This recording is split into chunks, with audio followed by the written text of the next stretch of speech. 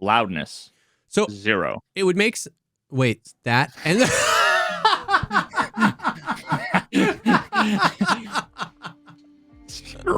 records dude. scratch.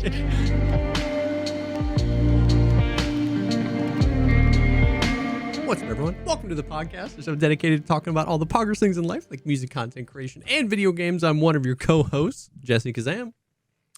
And I am going to, the next tweet I do is just going to be like, here's a statement, very succinct statement of fact. And then it's going to say a thread with a little thread icon. And it's going to get 13 million fucking impressions because everything I see these days is like, craziest interactions of all time. A thread. Yep. Like the sky is blue. A thread.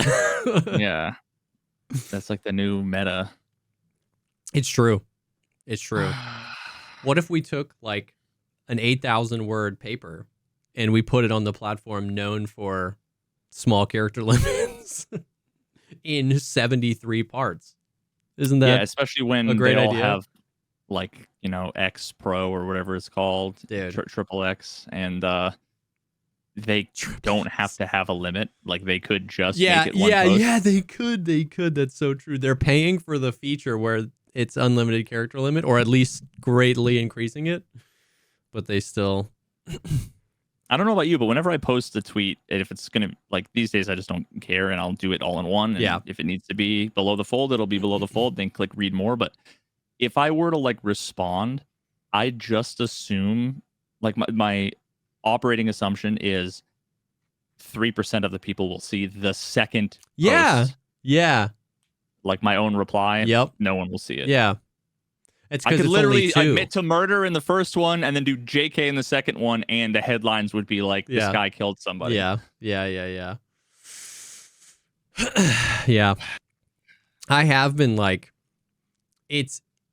I feel like Twitter now is like slapping mosquitoes. It's just accounts that you don't follow, that you've never interacted with any of their tweets, popping up and like being just super either annoying or like Monka. And then you hit either not interested in this post or whatever, and just like a different one pops up. You know what I mean? And it's just nonstop. The sky is basketball, a thread. The sky is basketball, a thread.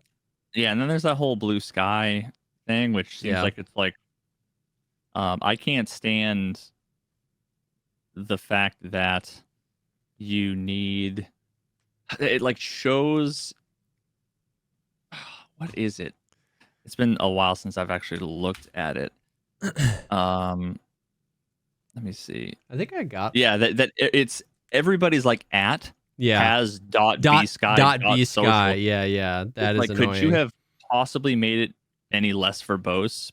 At whatever my name is, 123 dot b sky dot social. Yeah, why not just even like dot b sky would have sucked, but it would have been an order of magnitude better than dot b sky dot social. Yeah, like why do they have to do that? I'm sure there's a reason that they did it. I don't know if it's a good reason, but I think it's because, so when I go to sign in, I see a drop down for hosting provider. Oh, and you can either have Blue Sky host your data, or you can choose a custom server, which I don't fully understand what exactly is being served. Yeah. Or what? I mean, yeah, I don't know. That's funky. I'll have to think about I what the yoinked use case is. JesseKazam.bluesky.social. Just like these days, I just yoink whatever comes up in case it goes crazy. You know what I mean? Like I grabbed JesseKazam on Kick and I haven't streamed there a single time. Just it was early and I was like, oh, let me make my thing. You know, so someone took Veritas and I reached out and was like, yo, can I have this? And they were like, yeah. Gave it to me, and I've never done it. What a nice guy, though. Well, no, I don't think I didn't. No, I reached out to like the support. And they were like, "We got you." They just yoinked it. Oh shoot, bro! And then I never, I mean, initially, you know, it was like, you never know. It was making waves. It wasn't gonna be complete cancer. I thought that like once it got more popular and more mainstream, they were gonna like the rough around the. Yeah, they're gonna they put can plastic smooth on the corners. exactly. Exactly. I think that's what a lot of people are hoping. They can smooth out the edges. They can, but that never happened. I did make an account. What is my fucking Blue Sky? Not that I'll ever use it. I got verified on Kick, and then they took it away because I never streamed. Yeah. Oh shit. I think I got verified too, but I never streamed. I don't know if I have it. Shit, yeah. Yeah, it's Veritas WTF. That's what I've had to Veritas. go with. You should have done dude. veritas.wtf.bluesky.social. I don't know if you could do a dot. Yeah. I mean, Veritas.wtf is literally my website. Oh yeah, that's right. That I haven't updated in 557 years. It's like, here's my setup, and it's like the one from that room. Yes, dude. Yes. Oh shoot. Well, what you been up to? I saw we restarted the Factorio grind. Did you win, or did you just get to a point where you were like, I need to do this again? So there's like the 4 planets or whatever that I had gone to, or the 3 or 4 or whatever. And then there's like an outer planet that's X? like a frozen Whatever. fucking wasteland. Yeah. What's it called? People were malding in the comments I saw because I was calling it. I think it's the question is whether or not it's Vulcanus or Vulcanus and Gleba versus Gleba. I'm sure whatever it was I said, I was wrong. Whatever. It is what it is. It's a crazy thing. I'm just going to pretend like I did it on purpose. I did it on purpose to trigger all the people that were triggered. So. Oh my god. But yeah, so then there's Aquilo or Aquilo or Aquilo. I don't know. Like yo soy un planet Aquilo. That's like a frozen planet where I guess the way like the mechanic there that I saw like a screenshot in like a thumbnail. Okay. And then watched like 2 seconds of it while I was like falling asleep and woke up. I was like, no spoilers. And like, but effectively, and also they have like a little briefing when you like discover the planet. They're like, here's a little thing. And it gives you like a kind of little mini video, although it's not a video. It's actually like a simulation of a thing actually like going like, because the only reason why I say that is because when I pulled it up, it had like a little animation of like a little grabby, doing a thing, talking about whatever. And I went upstairs and got food, and it was just like everything that was on the conveyor belts was gone. The conveyor belts were still moving, and there was nothing there. And it was like, so they actually, I think, like spin up a little mini simulation. Interesting. Yeah, it's yeah, not yeah. just a video. Okay. Random side note that I thought was fascinating, but yeah. So the mechanic there is that everything freezes unless it's literally adjacent to a heat source. So you need like some kind of generator or heating tower or whatever with like pipes, and you can only like build along the pipes, otherwise your shit will just freeze solid. Yeah. So that's a thing. And then outside of that is, it says like solar system edge. It's like a thing on the map that I don't know like if you can go there and like, or if it's just something you go to on the way to what's way out past the edge. It's called Shattered Planet. And it just shows a planet. Oh, I think we talked about it. Yeah. Like you got hit by the Death Star laser. I said Planet X earlier, which was Balatro. The Planet X is the all hands or whatever. Yeah. Or 5 of a kind. 5 of a kind. Yeah. Shattered Planet. Okay. Yeah, so I don't know anything about that. I don't want to know. But so I literally got into, I was developing a spaceship, and I finished like 2 full streams. It was like 10 hours, 15 hours I spent building the spaceship. That was going to be like the spaceship where all the ships I built at the beginning, you have the rockets, and then there's 2 different kinds of fuel. Okay. There's like the thruster fuel, and then I forget what it is. There's like a red liquid and a blue liquid. Okay. It's like, remember World Industries, like Wet Willy versus Flame Boy or whatever? The fucking, it's like that shit. Every time I see it, it reminds me of that. The old skateboard with like anyway. Okay.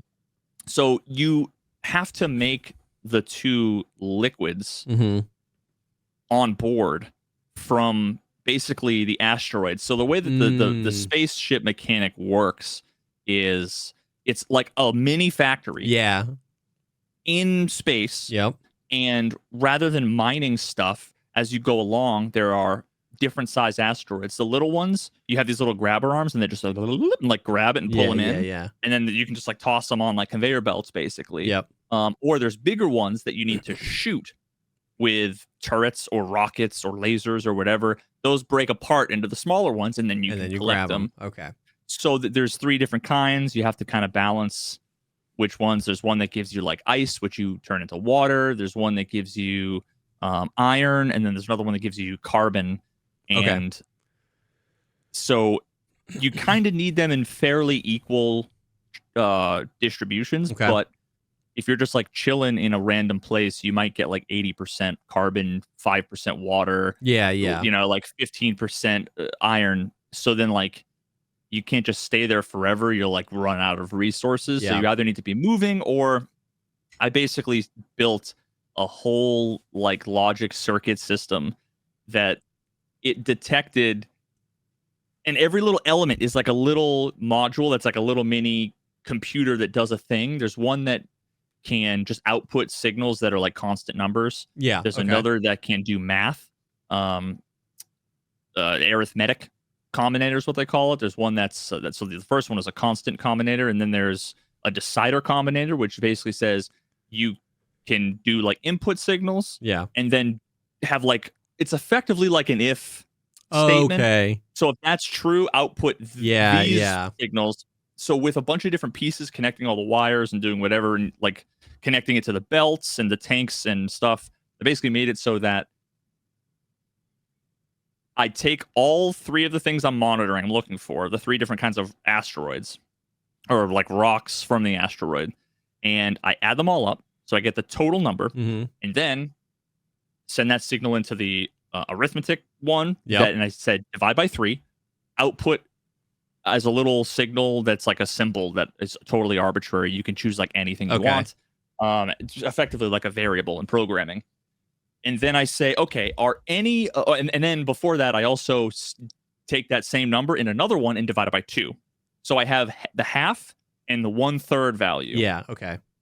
And then I say, okay, are any of the rock quantities above a half?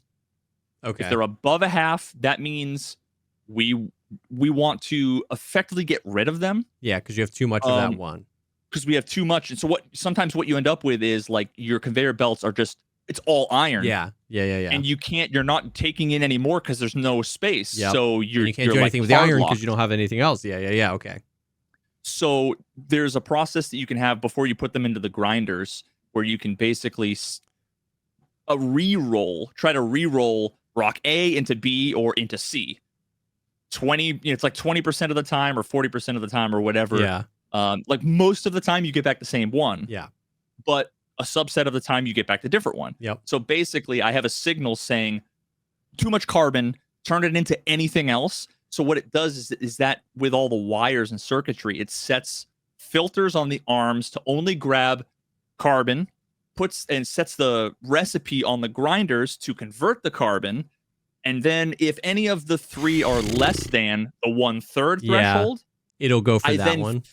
No, I filter the grabby arms to say only grab. Oh my the God. one more of. So in one case, it's like I have too much, convert it on the ship. Yep. If I don't have enough, tell the grabby arms to basically only grab. Yeah. And then the last thing I did was set. So the first like 5 ships I built, they would fly from planet to planet. They'd get to the other planet and they would have no water, no fuel, and like no power. So they just sit there waiting for like 10 minutes. Yeah. While they like, asteroid one at a time slowly refill and then they can go. But like if you're trying to use them like a train, it's like I got shit I gotta do. If you take 10 minutes as opposed to 1 minute, you're literally cutting, by 10 your throughput of delivery and all that stuff. So there's a cheeky little thing that they talk about with like efficiency with the engines, where if you give it less fuel, it actually is more efficient. They give the engines less fuel, so you can connect pumps onto right before the engines with the 2 different kinds of fuel, And basically I have a computer, those little combinators. The first thing basically says output signal A as 1. Yep. And then it connects back into itself and basically does which effectively makes it 2, 3, 4, 5, 6, 7, and it's 60 times a second, right? It's 60 frames. So, and then when it hits 60, I then set it back effectively to 1. So it goes, and you just see it go. The numbers are just like going crazy. And that's effectively a timer. So now I can see every so many ticks turn on the engine. So what you see is if you hover over the thing, it's like on off, on off, on off, on off, on off, on off. So it just basically feathering the throttle. Yep. And it makes it so that I use almost no fuel. It's 96% efficient. So I go from planet to planet without using any resources, all that stuff. Well, so I'd set all that up.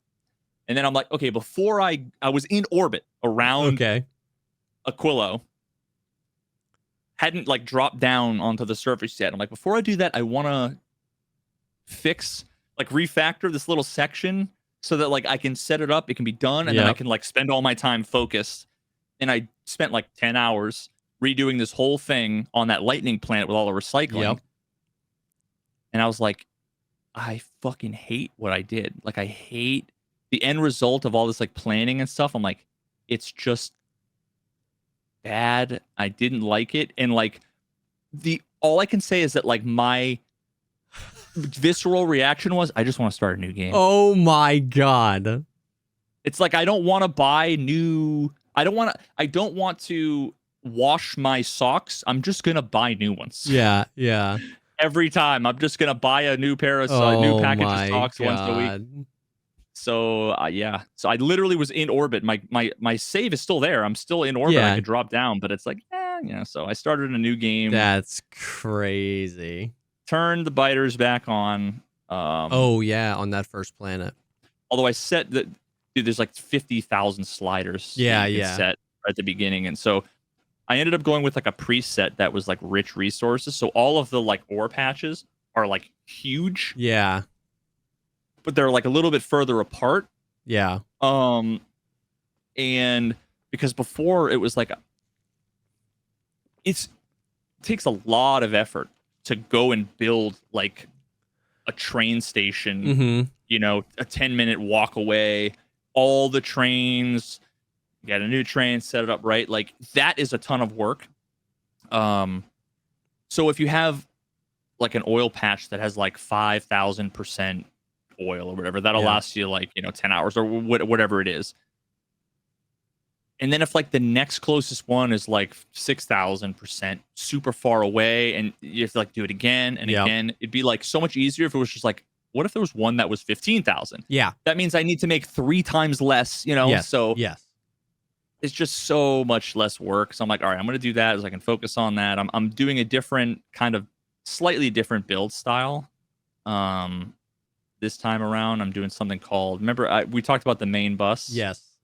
I'm doing a hybrid. So it's main bus, but also something called city blocks, which is basically it's just 100 by 100 square. And it's basically a grid. So it's this is where I'm going to do this thing. Yeah. This is where I'm going to do this thing. And they're all these little compartmentalized. Yep.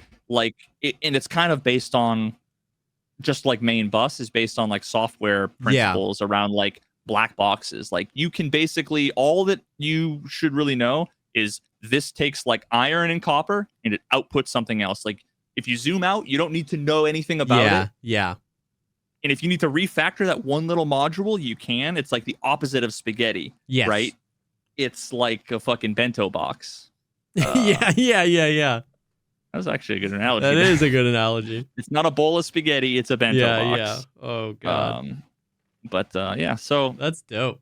That's it's how many nice. hours do you think you had in the other save? Well, I guess, I have to remember you didn't delete it. You just wanted to start fresh. See 216 hours. I'll never touch it again. It's dead to me. Were you thinking about restarting before then, or did it just hit you like a ton of bricks where you were like, I It hit hate me like a this. ton of bricks. I want to start over. I was just so and like everything else was fine about my design of all the things. I was just so like exhausted sort of emotionally and mentally that like I just invested all this time and it just didn't come out like I wanted. And I'm like, I don't want to do it again. I don't, and it's not like I needed to, No, right? yeah. But there's something about, and I think a good percentage of people who have ever written software will understand like starting a new project with like all you have is like a whiteboard, some ideas and some vague plans, and like it's just so nice. It's like if you clean out your room completely, you just painted the walls, and now it's like now I get to put everything where I want. Everything's clean. It's that feeling. So now I don't have like my jetpack or like fucking, you know, all the robots missiles that freaking and all the fill robots. you with yeah. So that's the rough part, dude. Is like it's something that you kind of like very quickly forget. Like if I walk up to there's like 10 conveyor belts and like 3 machines, you can just do Alt D, which is deconstruction basically. Yeah. And just like mouse hover, like highlight over all the things. And your robots go and then it's all gone. I keep walking up to shit and hovering and going mouse D, you know, Alt D, mouse over, and you just little red X's next to it, and it's like I have to go manually do them one at a time. Like, fuck, dude, I just keep going. And then like when you build things, when you lay stuff out, you like place stuff, and when it comes to like reusing something, like when you build like a big train station, that's like a layout you're going to use 50 times. So it's like I have to make a new train station. You can just like click on your map, zoom out, literally hover over the whole thing with your mouse. Just click and drag over the whole thing and like hit escape. And now you have the entire ghost of that like build on screen as like a blueprint. You just click it and it builds it. And it might be like 2,000 tiles that now I have to manually place. And walk slowly over to manually place. Do you only have to build a thing once, and then you can select it all and be like basically blueprint this thing, or do you have to? Do you have to unlock all the robots and all this stuff for them to? Yeah, no. So and then the other crazy part too is like the robots, they exist inside of what's called a logistics network. Okay. So you have like the robo ports. That's where like the robots live. That's where they just like chill until they're needed. And there's like a square that is like, here's where we can do logistics shit. And then there's a larger square that's like, here's where we can do construction shit. And there's 2 different kinds. There's a logistics and then there's construction. Logistics is like, grab this thing, bring it here, bring it over there, wait 30 seconds, do this, you know, whatever. If those roboports are close enough, they're connected in a network. So effectively, on my last playthrough, my entire massive base, it was all just connected. It was one network. One sentient network. I could have 10 million assemblers all the way on the other side, and I would stamp it down here, and the robots would go, oh, I'll go and get all the shit that you need. So it just does it. It just does it. Whereas now I need everything in my inventory. I need to run 10 minutes away to go get the fucking thing out of the crate so that I can make 2 railroad ties. It's like, so I can't wait till I get robots again, dude. Holy shit. Oh my God. That's crazy. That's cool though. I mean, I get it. I understand the like fresh start. It's like wipe day. Yeah, exactly. Especially since you learn so much, and because like you had told me before about like your first few playthroughs and why you restarted, but now you got like 5 planets in, and you like kind of have a plan not only for the home planet, but you know the surprises that come on each planet. So like it's just gonna be all business. You know? Yeah, there were so many things I did that I'm like, you know, like the main bus. I'm like, I ended up putting like sulfur on the main bus because I'm like, I'm making sulfur. I don't know if 50 recipes have and 2 things use sulfur. So it's like I had 8 million fucking conveyor belts with sulfur that like nothing was using. Yeah. So like it's that times 100 where I know what to expect. I know what I need. Yep. So it's like now I have a plan. I know it's almost like I know everything I'm gonna do. And that's kind of exciting. Like I know what I'm gonna do already. Yeah, for sure. For sure. So that's dope. So yeah, I've just been vibing. Hell yeah. I've been doing that. Hell yeah. That's so sick. Did you hear Balatro is up on the ballot for Game of the Year? Is it really? Yeah. I did not see that. And you know what? This is a controversial thing, and I think it's pretty fucking lame, actually. I'm sure I'll get some... the DLC thing? Yeah, I'm sure I'll get some hate for this. I know Elden Ring. I didn't play more than like 20 minutes of Elden Ring. I'm sure it's a fucking incredible game. Like, I'm not... Yeah. But, like, the DLC ain't a game. No. Sorry. I'm with you.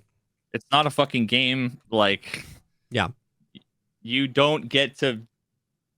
You don't... Like, there should be... Yep. It should win the fucking DLC category. I know. Why? Like so genuinely, there should just be a DLC category, or like you could fold. Actually, Factorio Space Age should win, but you could you could fold that into like supporting a game, like most support. Like you could make it. It doesn't have to be called the DLC category. But I saw that and I was so with you on that. Like DLC should not be considered a fully released game.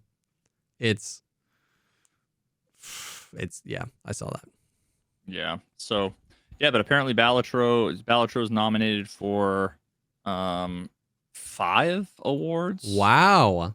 Best mobile game, best independent game, best debut indie game, best game direction, game of the year. Wow. Wait, it's up for just the big G game of the year? Yep. What? That's sick. I mean, that's cool. Like, hell yeah. Yeah. It's got to win something. It fucking better, dude. Yeah. Holy, that's cool, dude. That's freaking cool. Damn. Yeah, Elden Ring. Come on. Yeah, it already had its day in the sun Astrobot? Too. Oh, Astrobot is the PlayStation thing. It's like it looks like some like. Yeah, it's weird. It's like a game about the like PlayStation logo, the little logo dude. They're like little mascot. I've heard it's amazing. I've heard it's like actually a really good game. But it really? Yeah, it plays like a McDonald's game. You know what I mean? Like you get not plays. It reads like when you kind of like learn about what the game is, it feels like a, McDonald's mobile game you get for scanning the QR code on your Big Mac, where you're like, what is this? But apparently it's like actually a really fun game. Oh my God, like fucking Darkened Sky. The Skittles RPG. Oh my God. I forgot about that. No snakes. No, that's the best line ever. I gotta find it again. No snakes. Yep, a 300-page script by lead writer and designer Andy Wolfenden was written and submitted to Mars Candy, which only asked to change one joke, utterances of the word damn, and quote, remove all snakes from the game. Remove all snakes from the game. It's the greatest fucking line in Wikipedia, dude, ever. Remove all snakes from the game. Yeah, that's crazy. That's crazy. Man. Yeah. So then it's Game of the Year Astrobot, Balatro, Black Myth Wukong, which I like. I can't tell if that was a game that the impression I got is that there's a 50-50 chance from the tiny bit I saw. Yeah. That it's either an incredible game or a bunch of big names got paid $1 gajillion to like play it for 3 days. They like hated it. Yeah. But didn't say that, and then they were off it. I feel Is anybody still playing it? Was it amazing, or I actually don't know. I watched quite a bit of it. It looked really cool. I mean, it's like a Souls-like game. And it's a single player game. So I think like most single player games that explode, everybody kind of beats it, and then there are definitely less people playing Elden Ring than there were, a year and a half ago when it launched. So, but I haven't played it, but I heard it's great. Yeah, so it's that, and then Elden Ring DLC, and then Final Fantasy VII Rebirth, which I've never played any Final Fantasy games. I know it's a travesty. Never know. I don't even. Even all me, I know, the uncultured swine, have played several Final Fantasy games. Yeah, it's because you're a weeb. No, I wouldn't be ashamed of it if I was, but I'm not really. I mean, I wouldn't either. I didn't. Yeah, I'd be proud. I don't even think that is relevant. Actually, it's like I might as well have said it's because you're German. Yeah, like, it's just kind of non sequitur. It's not unless I don't know. Is it like an anime? Is that how? I don't know. I mean, it's a Japanese game, but I don't know what. So is Mario. Mario's an anime, confirmed. You're a weeb if you like Mario. Yeah, and Corey in the house. Yeah. And then Metaphor Refantasio. What the fuck? I've never even heard of that. Is that some like Nintendo Wii shit? Imagine. That looks like some weeb. RPG by Studio Zero, published by Atlas. Atlus, L-U-S. Atlas. Atlasy.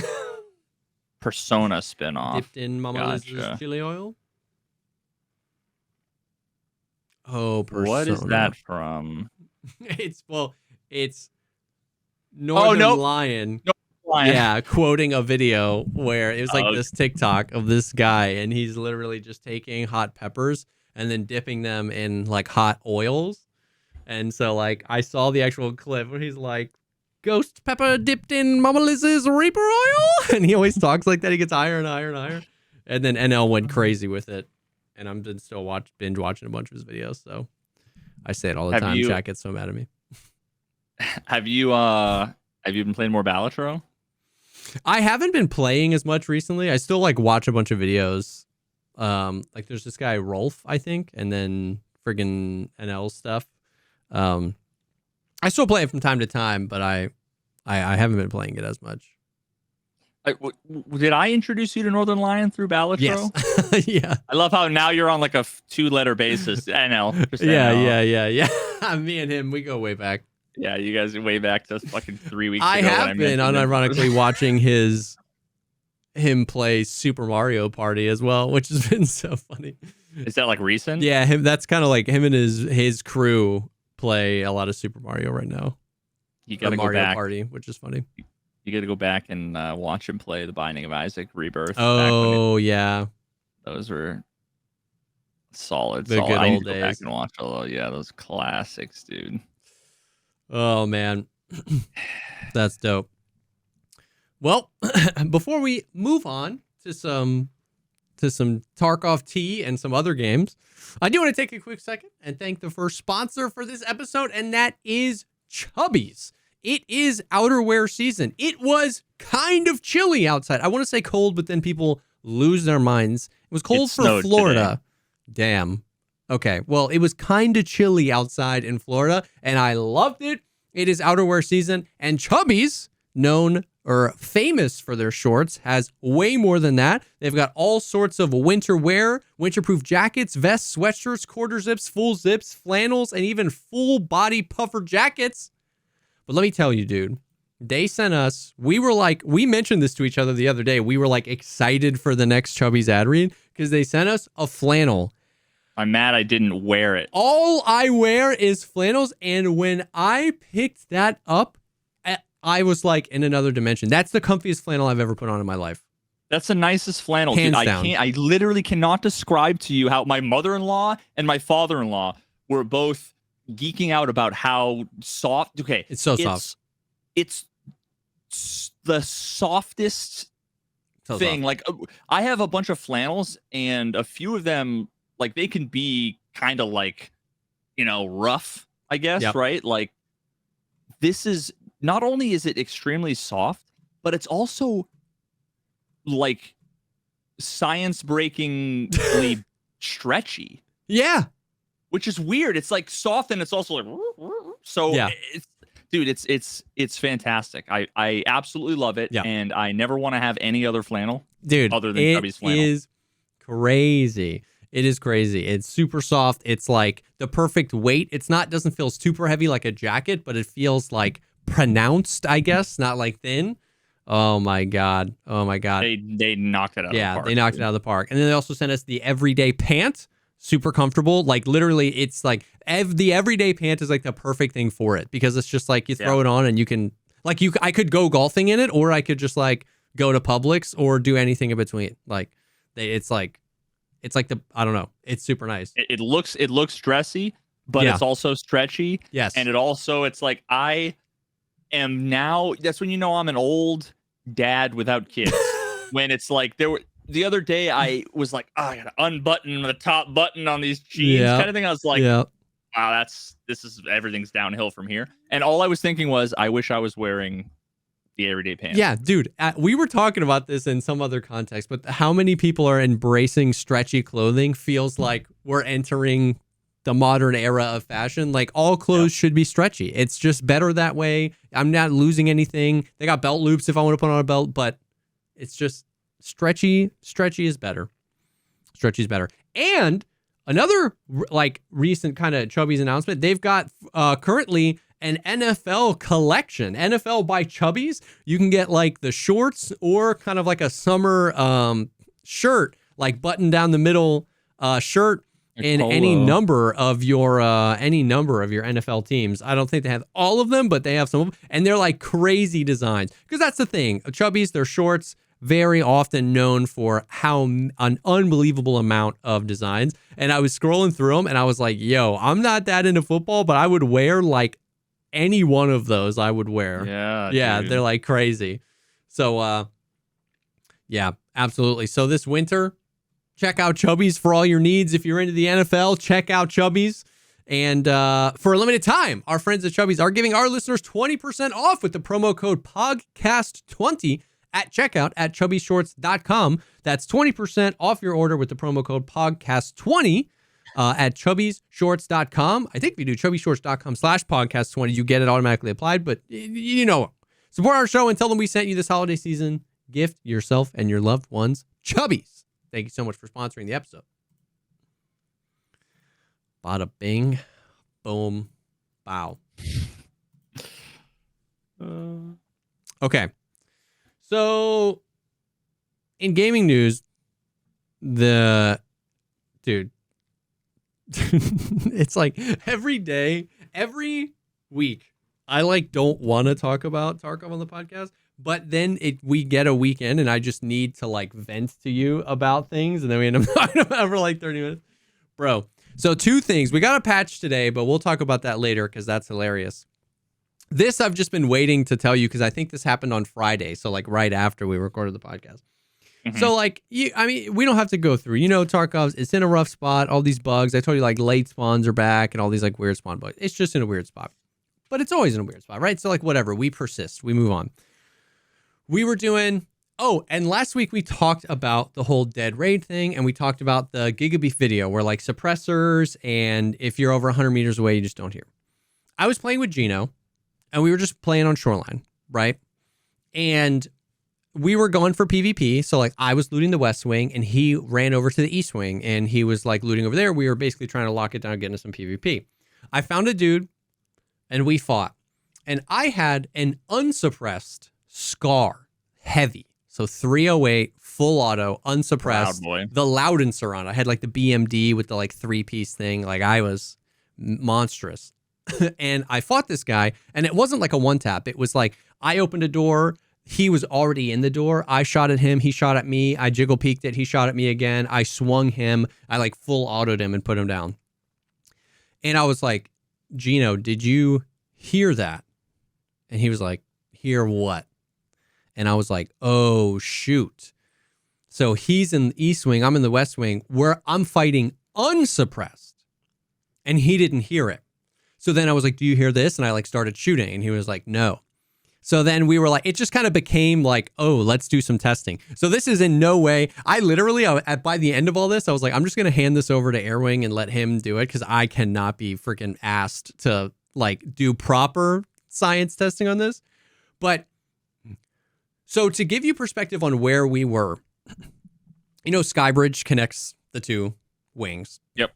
And then like, you know how like if you run either wing, if you run from one all the way across Skybridge, it kind of does like a little 90 degree to like get to where the locked rooms are.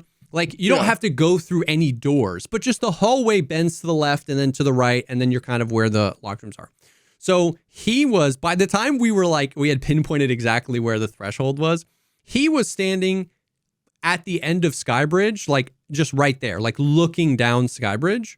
And I was just around the one corner. We weren't in any doors or in any rooms. A whole hard wall with occlusion. Yes. So I was just around there, not in any doors or rooms or anything. And he couldn't hear the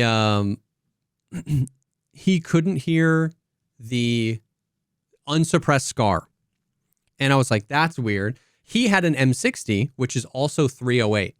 So I was like, take the suppressor off your gun. Can we hear that? And we could hear that at that distance, unsuppressed. And so we were like, interesting. So then we like ran around the raid. We had killed some PMCs and we just started gathering all the guns that we could. And we got into these exact same spots. And without moving, this is what we found.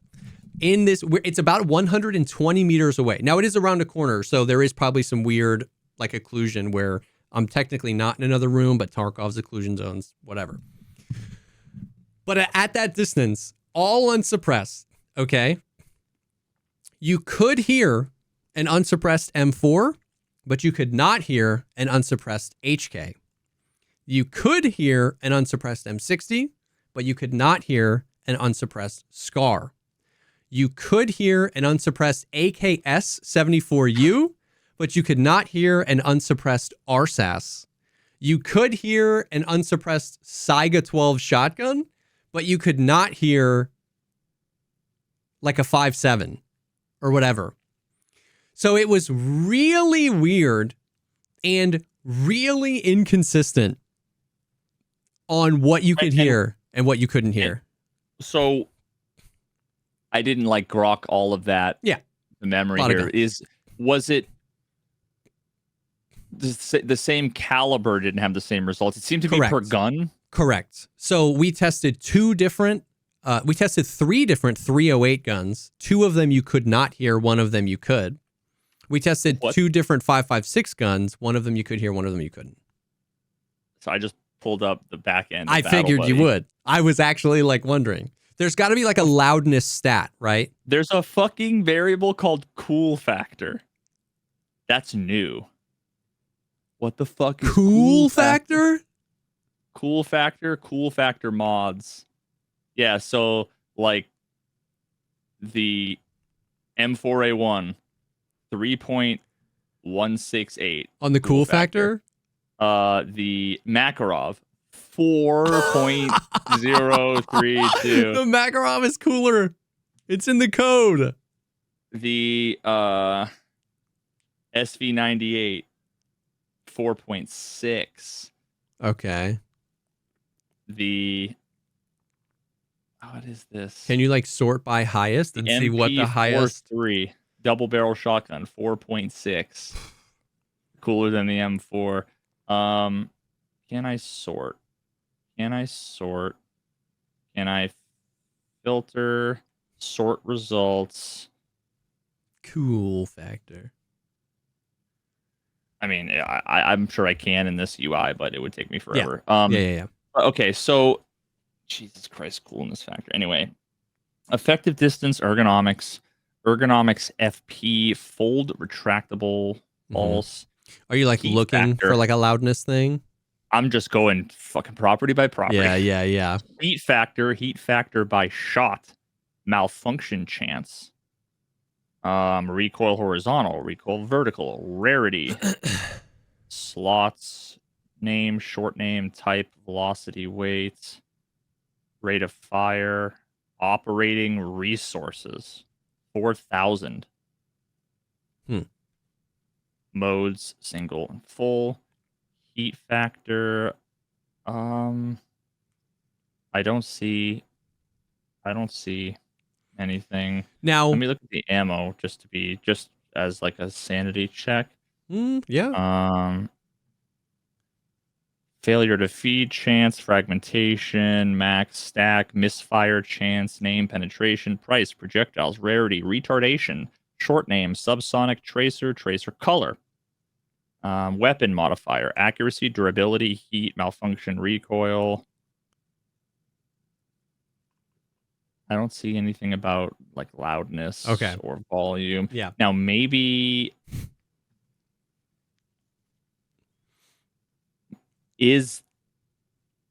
did you have between like the HK and the M4, let's Yeah. say, the same barrel modification? We were taking any compensators off to bare barrel, like no comp, no brake, no suppressor. Because we thought, because our initial thing was, the BMD is a 3-part thing. Yeah, it's and like so which of the three? We were like, maybe one of them, the game is like, maybe it's as simple as the bug is the game thinks one of them is a suppressor and it's acting like a suppressor. And I was like, oh, we could like figure this out. And we took it down to bare barrel and you still couldn't hear it. So looking at, so now I'm in the modifications section. Silencer Co. Sparrow 22 is a multi-caliber sound suppressor capable of blah, blah, blah, blah, blah. That has loudness. A 0. suppressor. Yep. Yeah. Now let me see if anything. Flash hider. USGI AAR-15, the A2 flash hider for loudness. So 0. It would make... Wait, that... And the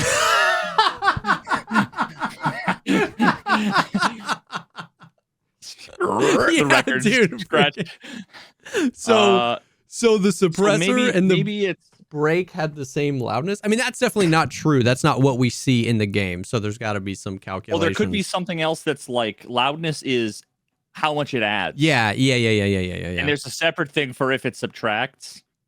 But recoil, no, not. So here, modification barrel muzzle. Okay, yeah, go ahead. Ultimately, we did that and we were like, oh, this is super weird. Here's kind of my guess is that because then what we did, and this was in a live raid, by the way, we made sure to do these in live raids just so we didn't have the whole like, well, offline could be weird sometimes, right? Like it was that dead that we were doing all this testing and not running into anybody. We then went outside to the back of the resort where there's just like nothing back there. Like there's the old Red Rebel extract and there's nothing. And we were like, okay, well, we know that even though it's in real life almost a straight shot, like these sound waves would have only had to bounce twice. There's no doors, no like, but I can understand. I was like, in Tarkov world, these are probably like full blown occlusion zones. So I was like, let's go outside and let's see what happened. And basically, yeah. And we found it was like 500 meters away, but we found the point where I was backing up and I was shooting the, unsuppressed scar in the air. And he was like, unsuppressed. And he was like, I can't hear that anymore. And I was like, okay, you can't hear this, right? Bam, bam, bam. And he was like, no, I can't hear that. It's just binary, isn't it? Yes. Like it gets quieter, but then when it should definitely get quieter, it just is off. Yeah, there's like a minimum where it doesn't go to like 0.00001. No, it goes to 20%. Goes from 0.2 and then 0. Yeah. And then I went, okay, so you can't hear this anymore. And we were right on that line. I was like, what was one of the guns you could hear? So we swapped to like the unsuppressed like AKS-74U, pop, pop, pop. He could hear it. So I was like, okay, so this proves it's not just a shoreline occlusion zones thing. There is some sort of like bass loudness. Obviously, it might not be called that.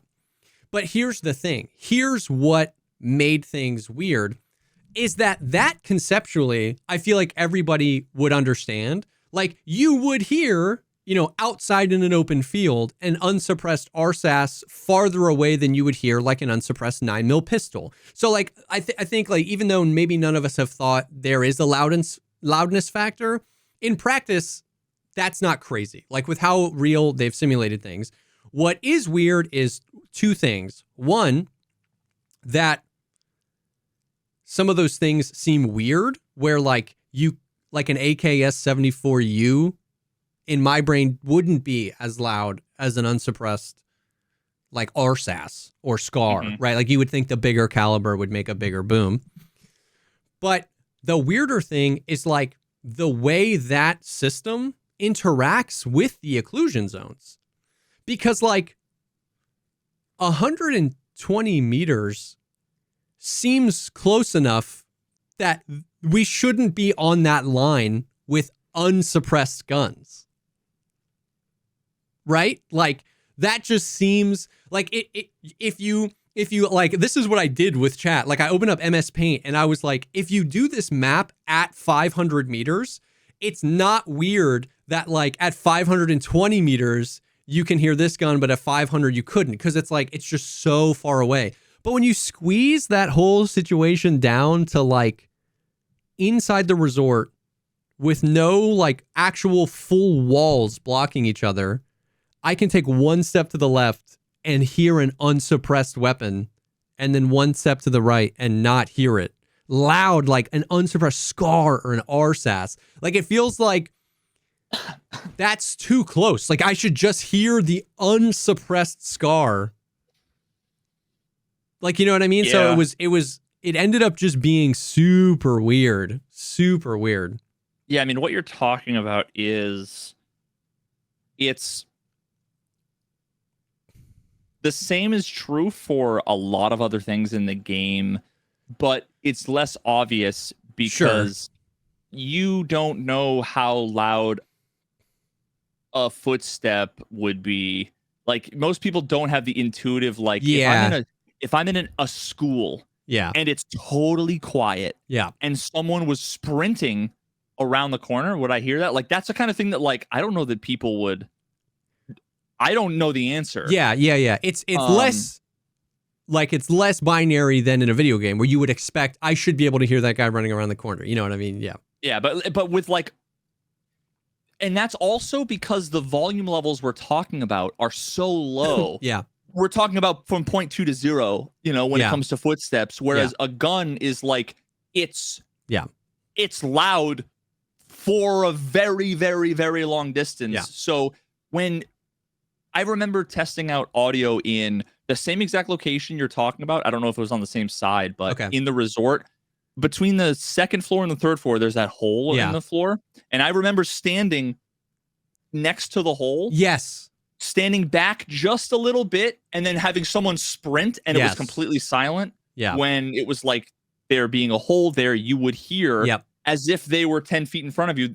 If they're 10 feet on the other side of that hole, one floor down, they're silent. Whereas if they were 20 feet on the same floor in front of me, I'd hear them. Yeah.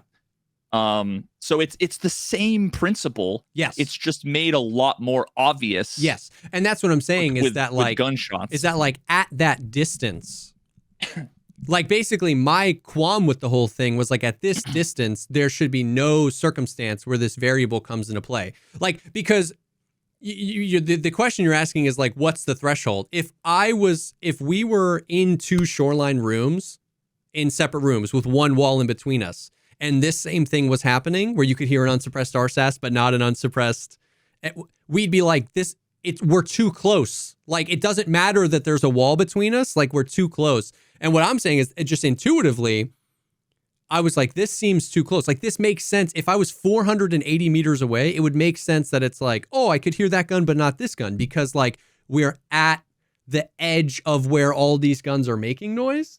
But this felt like just down Skybridge. Yeah, that's wild. This felt way too close to be playing, can I hear this unsuppressed gun? Like, in my opinion, that's too close to not hear a suppressed weapon, but all the suppressors were acting under what we would have expected them to do based on Gigabeast video. It's like, I think that's too short, but at least they were all consistent. It blew me away, the inconsistency of unsuppressed weapons, and even between caliber or between the same ammo. When we tested the M60 versus the SCAR, we both had M80. But then when we tested the M4 versus the HK, we had different ammo. We was like, maybe it's a caliber thing. No, maybe it's an ammo thing. No, and like we couldn't find any connection. So in my brain, I was like, there has to be some just base loudness thing that gets multiplied by all these different things. But we're too close. My guess is, so first of all, if I was on the roof, outside on the roof, right?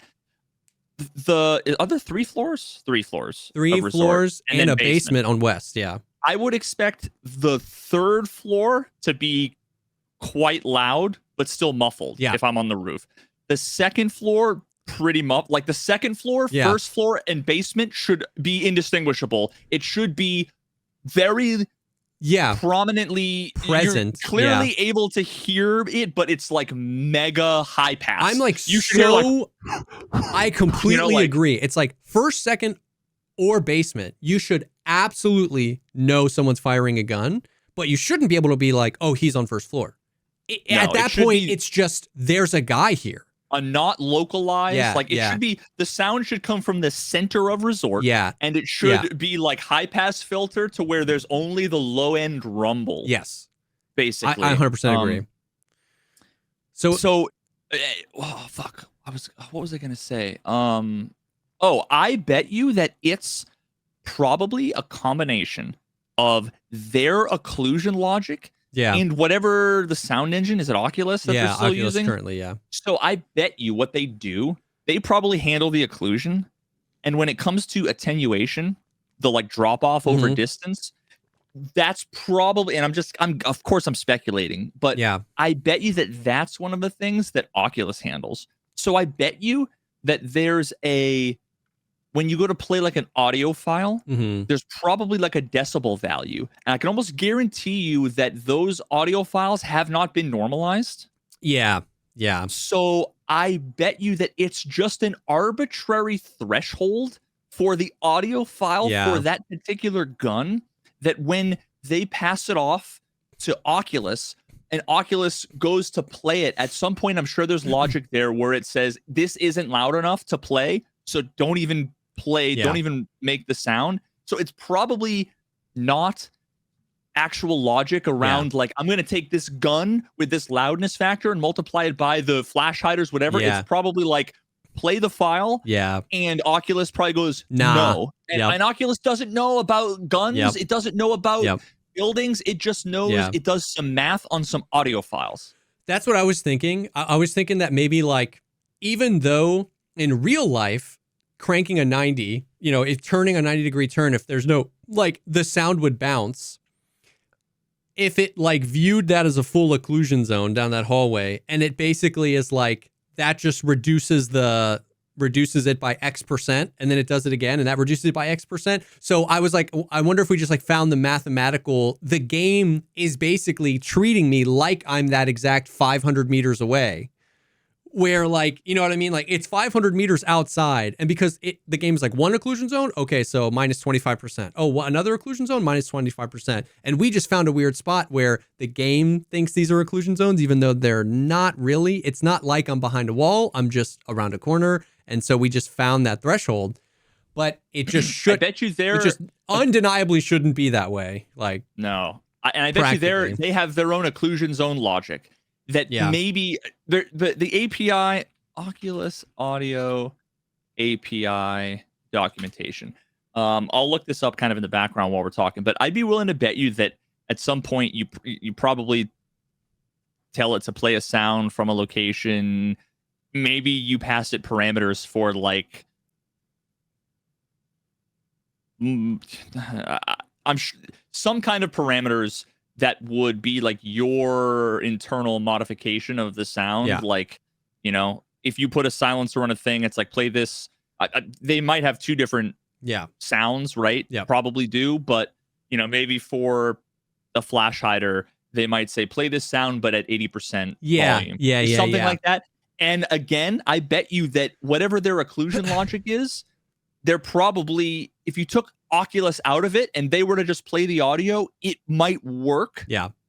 But it reads to me like this isn't something intentional. It's an unintended interaction between their occlusion stuff that they hacked together over the years for multiple things. And I completely agree. This isn't one of those things where I was like, wow, BSG is so crazy for thinking this is good. It's just like they can't even know this is happening because. And I think ultimately when it gets to the gamer, the inconsistency is what makes people frustrated, right? Like inconsistency where it shouldn't be. So for example, here are a few other factors. One, at that exact same distance, no matter what gun was being shot, if you shot a window, you could hear the glass break. So like if you took out the M60, which is a gun I could hear, you would hear the shot and you hear the glass break. If you swap to the Scar, you would just hear glass break. And it's like, I bet you the glass breaking probably doesn't have occlusion logic. Yeah, and it's exactly. probably just attenuation, which is if you take something and you reduce it by 80% because of the occlusion, and then give it to Oculus for attenuation, it's like, oh, that's not loud enough. Yep. But if you give something with 0% occlusion Yep. and you pass it off, they'll make it 80% because of the attenuation, and you'll hear it. Yep. And then same thing with if we were shooting, we had to break the glass and shoot out windows, because if you were shooting at a wall or the floor at that exact same distance, you could hear the impact of the round hitting the floor or the wall of any gun at that distance. But half of the guns, you couldn't hear the shot, but you could hear the impact, or you could hear glass break. So it was just like so crazy. And then just for shits and giggles as a cherry on top, I was like, okay, stay here. I ran up onto the roof. I'm on the roof of West Wing. He's on the first floor of West Wing, crouched, caps lock, slow walking. And I could hear every single one of his footsteps on wood. And I was like, what are we doing? Like, you can't move slower than that. And I could hear each distinct footstep on wood on top of the roof. He's on the first floor. But which is many more like hard actual occlusion zones than me and him being on opposite ends of Skybridge, right? Oh, I just unplugged my headphones somehow. But yeah, so it was just like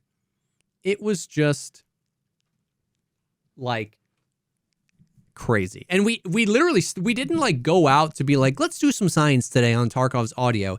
It was, I brought a loud gun for the purpose of like attracting more enemies to the resort because we're starved for PvP. I get into a fight and then because that's the thing. We were both just like, dude, once again, following the conversation we had last week. How many times are you in West Wing Resort and you're like, well, let me loot 301 real quick. An entire fight happens with potentially even unsuppressed guns in the other wing, and you just don't know you just don't know what's happening. You just hope somebody hits a window because that's your best chance of hearing something. Isn't that crazy, dude? So yeah, it was whack. It was whack. So oh my god, that's bad. Volume, roll off, spread, Doppler level, min distance, max distance. I wonder if they also have like audio clip. I wonder if they have to do this for every single thing. I'm just looking at I forgot that Oculus was made by fucking Facebook. Oh yeah. Like it's Meta. Yep. I'm reading the Meta doc. I kept being like, what the fuck is this like advertised thing about like Meta? Yep. Like this has nothing to do. And then I realized like, oh yeah, right. Yeah. Oh man. Yeah. It's just like, I don't know. So it was just, we just stumbled into it and we were both like, oof. And it was so like repeatable. It was over multiple raids. We were like, maybe it was just like a weird thing that raid. Multiple guns, multiple calibers, multiple ammo types. Like we tried to kind of do our due diligence, and then it just got so depressing that I was like, okay, let's just go play some raids. There's an occlusion intensity. This is one of those things that's like, why are they still doing the occlusion when it's like something like Oculus does it already? Like this parameter adjusts the strength of the occlusion when the source is not directly visible. The parameter only applies when using the acoustic ray tracing feature, probably performance. Yeah. Like they're using 90% of the possible fucking resources. So they're like, we can't have the sound. Dude, genuinely, 20%. The last time we heard Nikita actually talk like in a way that like we got information about the audio, that he wasn't just like, yeah, we're working on it, was specifically, he was like, the audio changes we want to do suck up so much resources. We have to like optimize the game. It's a performance thing. And so my bet would be they tried to turn it on, they couldn't. Yeah, my bet would be that the Oculus things don't take up a crazy amount of resources. My bet is just that their spaghetti has them redlining. So it's the straw that broke the camel. Even a moderate amount of resource requirement to their game just fries. And so they have this bastard child between the two where they use Oculus. They offload maybe XYZ to Oculus, but A, B, C, D, E, F, G, H, I, J, K, L, M, N, O, P have to be done on their own engine that they made. And it's just Yeah. and then the places where the two have to interact in a situation like that where you're behind one or two, it just falls apart. And so, yeah, dude, woof. Now, the only other Tarkov thing is we can talk about today's hilarity. So yesterday they tweeted and they were like, hey, we are taking the game down tomorrow for 6 hours. We are doing a technical update. And this was the one patch note. The update is aimed at improving the matchmaking system. And so we were like, poggers. What we know is that they tweeted like 2 weeks ago. They were like, hey, we're currently testing a new matchmaking system on the ETS servers. They tweeted that like 2 weeks ago randomly. And so we were like, cool. If there's one thing Tarkov could use, it's more efficient matchmaking. They didn't ever define what that is, but everybody was like, Pog. And then they tweeted yesterday. They were like, hey, we're putting it where the game's going to be down for 6 hours. They're putting it in the game. Cool. Woke up this morning. 6 hours. Woke up this morning. Patch was done on time. It was a completely server-side update. There was no patch to download. So I was like, let's check it out. And immediately, matching times are 6 times longer than normal. So, Well, of course they would be not better. yeah. So here's the thing. Here's what happened as a result of everything that happened today. I think, you know how there's kind of 2 coins to matching into a raid. There's matching, like it literally says matching, where like the matching bug happens and all that stuff, where it's like looking for, are there enough people? Are we group you together? And like you always say, we're sending off the bus. Now we're going to spin up a raid. And that moment happens. And then the rest is spinning up the raid, loading loot, synchronizing with other players, all those things that happen in between. Everything I gathered from paying attention all day, sample size of 1, just me. When you go from matching to whatever the next thing is, that to you being in a raid is like 10 times faster.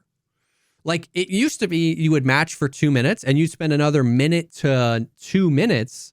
Like I would get stuck on loading loot or waiting for other players, sometimes for 3 or 4 minutes. There was several times where it would say matching. And then as soon as it would flip away from matching, I would call out whatever time it was. I was like, okay, 3:49.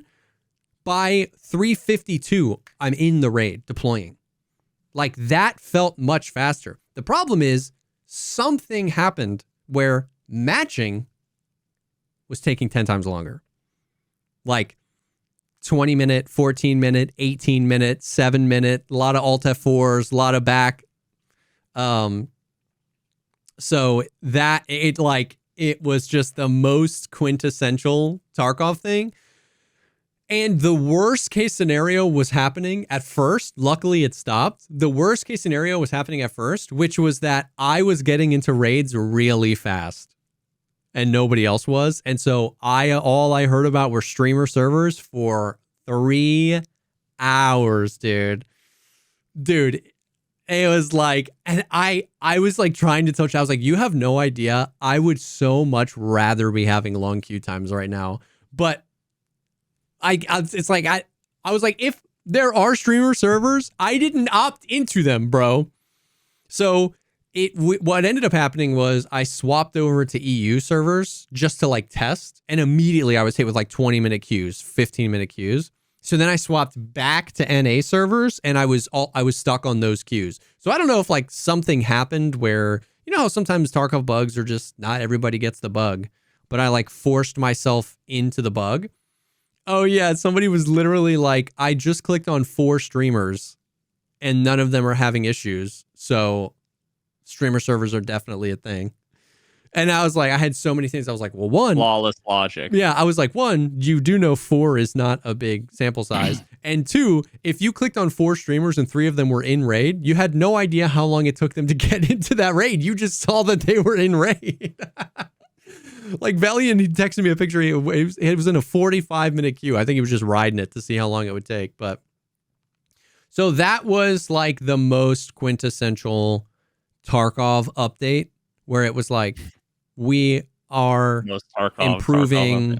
Like it was one line. there was one patch note. We are improving the matchmaking system. The matchmaking system got worse. It was so like nail on head. It was crazy. I'm going to maybe improving is a Russian word. That means something the opposite. Improving. Yeah. I mean, I always had a hunch that like the loading messages, like the loading loot and waiting for players were like, you ever play the game Don't Starve? No, but I know what it is. The loading messages there, it was like a dynamic randomized thing where it was like reticulating splines, embiggening spiders. It would just go through and be like, this is what I'm doing as the loading bar went, you know, and it was like, I always just wondered if like it was all fake, matching, but they're just like, you know, I also don't know why. Okay, so there's two things. I don't know what they could be doing that would take, I don't know, like loading loot. What does that mean? Because there's data, right? That's something that should take milliseconds, like hundreds of milliseconds, right? To like populate the JSON. Is it like they need to, somebody at BSG needs to open up the filing cabinet, grab the JPEGs and put them in one at a time in the filing cabinet in the RAID on customs? Like, I don't know what that means. And why that would be like a separate thing than just like all the other JPEGs. And I know it's not JPEGs, I'm memeing. JFIFs. EXIF files. But like, I just don't know. Like, what is waiting on players? Like, what do you have to wait on that isn't a text file? I think the assumption was always when we were waiting for players was you're waiting for somebody with like a bad PC, but that's all bro science. It's all back of the napkin, just like waiting for players. I gotta be waiting on somebody. Yeah, but nobody ever asked the question, waiting on them who have a bad PC to do what? Yeah, exactly. To do what? Exactly. Start the raid, I guess. But once again, I thought everything should be culled past the room you're fucking spawning in. You know what I mean? Like, so like, what are they loading? Yeah, that's such a great point. That's a great point. And I thought the whole point of matching was like getting everybody ready. So we have a set. Yeah, so I don't know. I genuinely don't know. I've been stuck. Matchmaking should be player 1, 2, 3, player 4, 5, 7, and player 9, 6, 4B are all in the region. Pop them in there. Okay, cool. Now let's spin up the, what the fuck? I don't know. But so I can almost guarantee you that there is many people. I'm just going to say one. I'm picturing my buddy Dave. Okay. I worked with my buddy Dave at the first or second company. And he was like, there's this piece of technology called Veritas. Okay. It handles caching. It handles things like vector searching, like databases. It doesn't use SQL. It's not like these crazy queries like SQL and tables and whatever. It's anyway. So he was like the fucking expert on this thing. Okay. And I remember there were performance issues. There was all kinds of, and he came in and they had been struggling with this for like 7 years. Okay. And he came in and was like, oh, you guys are just not doing XYZ. 90% of this went away. And it was like, I promise you there's some they're missing a Dave somewhere. There's some best practices. There's something somewhere that is like, look, you know what? Here's something. It could be that they have some configuration set wrong when they spin up like Unity, and what that does is it like leaks memory onto the box, the server that's like running everything. So the actual Windows machines are like slowing way down over time. And that's why like wipes make things better. That's why when there's patches, things feel better maybe for a day or two, but then they get all messy again because the patches, what they do is they like clear everything on the operate. I don't know, right? Something like that. It's so sad because I know that there are at least one or two major things that I'm sure are probably like this close Yeah. to just going away, not being problems anymore. If just the right person with the right piece of knowledge knew, Dude. like, oh, you guys aren't, you just don't have the fucking X config file and this whatever. You just need to make sure that you set that to false. And every time you go to spin up a server, it throws away all the garbage, whatever. Dude, like, fuck. I so believe that, because that does happen all the time. You don't know what you don't know. Like, I've had that like with stuff I've done for work, where it's just like somebody's like, why don't you just do it this way? And then it all comes together. And that's almost depressing, because like at almost this point, I need to believe that like they're attempting to like split the atom, you know what I mean? Or find the fifth dimension, and that it's impossible because they've been banging their head against the wall for so long, and it just keeps getting worse, not better. Like, you know what I mean? I don't know. You know what they could be doing? There could be like a time dilation factor here, where they are actually trying to like manufacture like a black hole out in like Moscow I hope so. or whatever. Speaking of random fun fact, did you hear about the whole Interstellar? They're like re-releasing on IMAX. Oh, for the 10th anniversary. Oh, that's right. Yeah, I did hear that. And did you hear the cool fun fact that No. everyone's been saying along with that? On Miller's Planet, it's only been 16 minutes between now and when the movie was released. Oh, that's funny. It's only been 16. I might be getting the number wrong. Yeah. But it's only been 16 minutes. That's so great. 10 fucking years. That's so funny. That's actually, I love that. I love that. Time. Dude, time dilation might be the coolest thing in the universe that I'm familiar with. Like the coolest physics concept, the coolest concept. Yeah, period. The coolest concept is time dilation. If you don't know what it is, fucking Google it. Time travel is real. It's real. It's just not what you think it is. We talked about that at length that one on one of the Patreon episodes. Patreon.com/podcastpod. But yeah, so I saw glimpses of Event Horizon. I guess what they were trying. Yeah, well, I guess what they were trying to do. I had 2 raids back to back, and they were on different maps. From the time I clicked go raid, I was deploying in less than 2 minutes, which for Tarkov is insane. It did the matching and all the other stuff. Like, it was just like boom, and I was like, whoa. Now that was when it was working for me, and like chat would maul. They would see me get in like 1 minute and 52 seconds, and they'd be like, bro, I've been in queue for 30 minutes. Then when I swapped my servers and stuff like that, it was happening to me. The crazy thing is that they don't realize that the assumption with what they're mauling about is that BSG has the capability of like making that technology work. That would be celebratory. If they could imagine if your audio worked, I'd be like, it's only a matter of time before mine works, right? Yeah.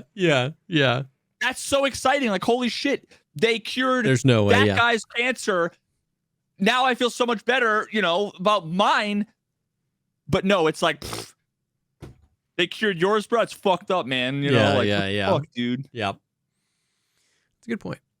So I saw a little bit of the light. They tweeted, they were like, we are aware of the issues. But it was just, and then like, I just had to stop. I ended up going to play Stalker 2 because it was like, it was a spree. Once I like started finagling with the servers and I got caught in the loop, it was like 3 hours of 20-minute queues. And I would get into a raid and I wouldn't see or hear another person. Now, that doesn't mean nobody was in the raid based on all the conversation we had yesterday. But like, I did a customs raid where I waited 18 minutes to get in. I SJ6'd. I ran from Big Red to Fortress, looted Fortress, was hoping PvP, none, ran to construction, none, ran to dorms, nothing, ran to extract, didn't hear a shot. I waited 17 minutes to get in that raid. And I was just like, I was like, I gotta go, chat. Like, I'm sorry. Like, I was like, I'm not trying to be a negative Nancy. I'm not just gonna sit here and keep playing and just like gigamalled about the game. I was just like, I'm gonna go play Stalker. Raid's dead, dude. The game's dead. I was just like, exactly. And then all those messages, and I was like, I can't. It was interesting. It was interesting. Now, what were you gonna say? Nothing. Stalker. And now, before we move on and talk about Stalker, some other games, some other news, some other things, I do want to take a second and thank the second sponsor for this episode, and that is Turtle Beach. You know them, you love them, industry veterans, freaking legends. Turtle Beach, they got you covered on just about anything, and they sent us recently their Stealth 700 headset, which is a genuinely phenomenal over-ear headset. It kind of has like everything that you're looking for in a headset. It's Bluetooth, which is nice. No wires, no fuss there. Its battery life is insane at over 80 hours of use on a single charge. It's got, one of my favorite things is the mic folds up. So you like genuinely don't know it's a microphone headset if you have it up for the aesthetic. But if you need a mic, quick, you got the mic. The cushion on the ear, like freaking memory foam. It's got the cushion on the top as well. Like, it just kind of has everything you're looking for. It's phenomenal. You know, it's a travesty that Turtle Beach exists, because if it wasn't for Turtle Beach existing and me having Turtle Beach headphones playing Call of Duty 4, I wouldn't know what good audio was in video games. Absolutely goated when it came to, oh my God, COD 4, Modern Warfare 2, Turtle Beaches, and the tech has only gotten better since I was 13 or whatever. Yep. The quality is fantastic, way more comfortable than they used to be, and honestly, they were comfortable back in the day. 100%. Yeah, just fantastic. It's like genuinely like synonymous, at least to me, that name to that time in gaming we're also nostalgic for. Like the Call of Duty Modern Warfare era, like everybody wanted some Turtle Beaches. Like that era and that brand go hand in hand. So the Stealth 700s are great. They're awesome. The other cool thing is the industry's first ever cross-play dual wireless transmitter system. There's actually got 2 little USB sticks in there, which means you can seamlessly transition between like console or a PC with just a click of the button, which is crazy just in terms of like, it's just kind of like, it's cool to see them recognize that like that's how gamers play. Like there's a ton more people I feel like play PC and console these days than just one or the other. And so having that convenience is awesome. So they're great. And Turtle Beach has a whole lot more than headphones. They got keyboards, they got mice, they got flight sticks, they got steering wheels, they got controllers. Yeah, that looks sick, actually. Yeah, they got like literally any type of gaming you're into. Even if it is controller, they got controllers. They got it. So you can get the ultimate immersive gaming experience with Turtle Beach today for a limited time. Head to turtlebeach.com and use code POGCAST for 10% off your entire order. That's 10% off your order at turtlebeach.com with promo code POGCAST. Don't delay. Get the perfect gift now. Thank you so much to Turtle Beach for sponsoring this episode. Christmas coming. Christmas time is here. Okay, before we go back to gaming news, we have to settle this. Are you a Christmas decorations before Thanksgiving or after? Because I'm before. Okay. My Christmas tree's up. Decorated. My lights are up, bro. If I didn't need a Christmas tree, I wouldn't fucking bother, dude. Come on. Putting lights out assumes I go outside. It assumes I want to climb a ladder. I get it. We would have a Christmas tree up. I probably wouldn't have the lights up if we didn't have kids. We'd have a Christmas tree, but the lights outside, maybe not. I feel like there's some obligation with kids. Yeah, 100%. Maybe. Not just obligation. I was genuinely excited to go out and put the lights up on the house because they love it so much. Their excitement is so high, and that makes me want to do it. So it's not even like an obligation. Like, I can say both things are true. If I didn't have kids, I would not have been out there up on the ladder. But with the kids, I wanted to. Like, I was so excited to, because then we wait till the sun sets and we all go out and I turn them all on and they like freak out. So yeah. Well, what the extent of our Christmas decoration stuff is, my wife changes like the autumn leaves candle to like the fresh balsam Christmas pine or whatever the fuck, right? Yeah. the candle, okay, and then we have she has a couple of little things she puts on like the mantle fireplace. Yeah. We literally never used. And we usually get like one of those little Charlie Brown trees. Yeah. And that's it. And we put like four ornaments that we've gotten for like Christmas, anniversary, like, you know, the few occasions that we've gotten them. And that's it. I don't know. I'm just not really big on. I am soaking it up, dude. We bought a 10-foot Christmas tree, dude. He had the gutter clip bag. I had to go back to Lowe's to get I literally had a bag strapped to my belt with gutter clips. I'm up on the ladder clipping it up, dude. Do you stand next to your kids with like the nail gun and the hammer and go, like, are you like? Not yet, but I will. Oh, Tim, bro. Jesse the Jewel Man jailer. Dude, I just do it with jewels. Oh God. Anyways, we got a 10-foot Christmas tree, dude. We got that so decorated. We got a Super Mario star for the top. That's incredible. It's sick. And my question to the people who are viscerally against Christmas decorations before Thanksgiving is, who hurt you? This is the spiel I've been going on. When you were 7, Santa. That's who hurt them. When you were 7 and you were like, you didn't understand the concept of it being November 18th. You just knew Christmas was coming. And you were like, Dad, can we put up the tree? Dad, can we put up the lights? Because you saw him last year and you were excited. And when he was like, no, we have to wait till after Thanksgiving, you weren't like, makes sense. You were like, why? Like, at what point in the adultification progress does the Scrooge McDuck Thanksgiving Christmas decoration rule apply? When you're a kid, you freaking love it. What do you put a turkey on the mantle for Thanksgiving? That's it, dude. Your Halloween decorations are down. It's an in-between holiday. Thanksgiving is a dope holiday. I'm not trying to put down Thanksgiving. The food, phenomenal. But you don't decorate for it. And Christmas decorations rule.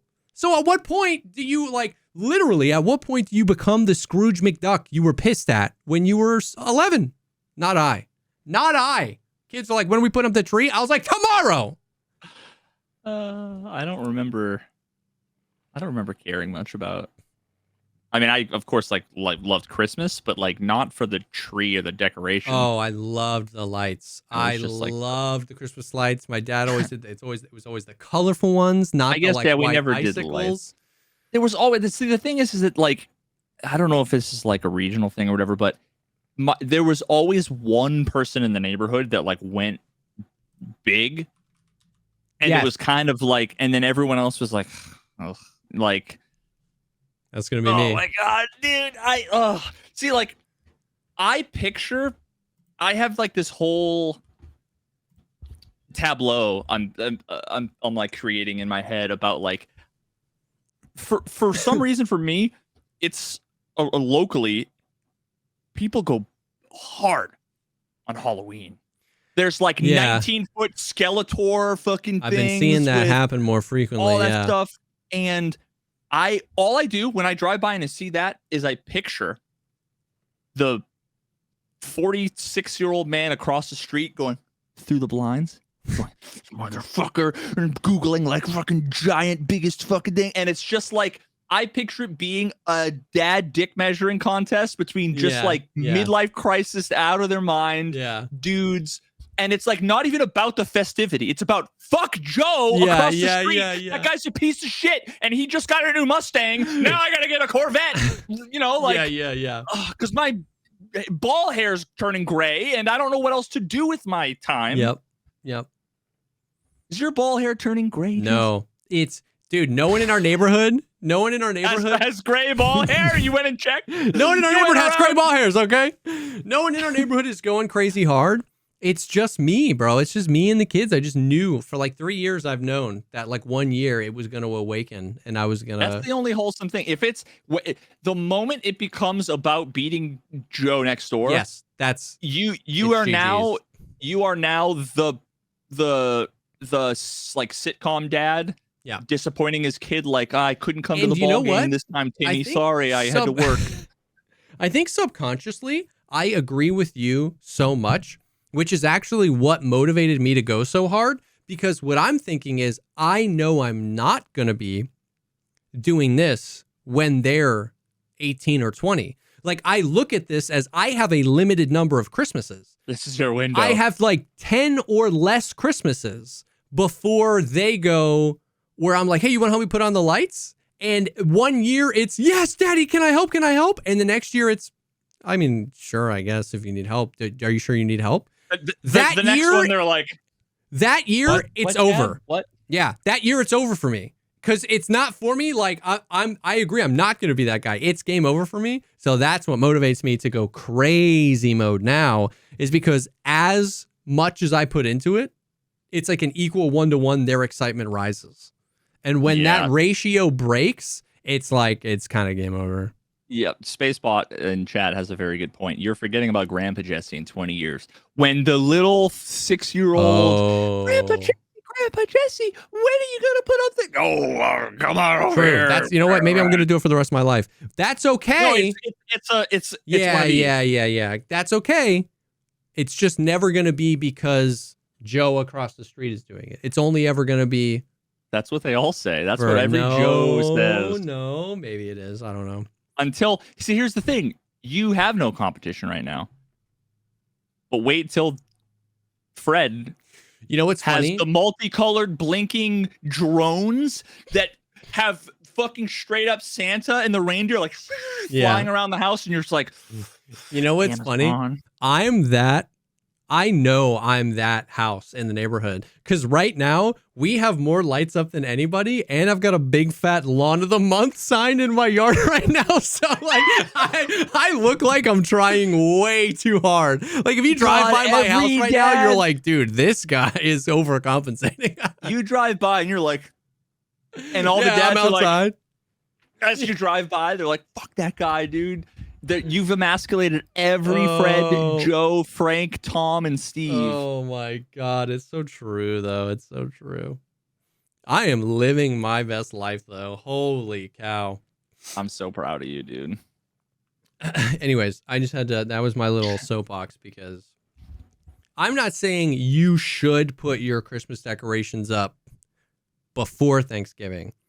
I'm saying you should put them up when you want to, and not let some arbitrary freaking quip your parents used to give you back in the 90s prevent you from doing that. That's all I'm saying.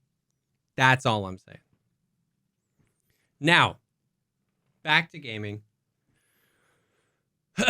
I'm sure nobody's asked you if you're going to play Stalker 2. Like, nobody's asked you that probably, right? No, you know what? Actually, you know what's been the worst? It's worse than that. Is they come in and they go, man, I really love watching Veritas play. They're trying to like guilt you into it.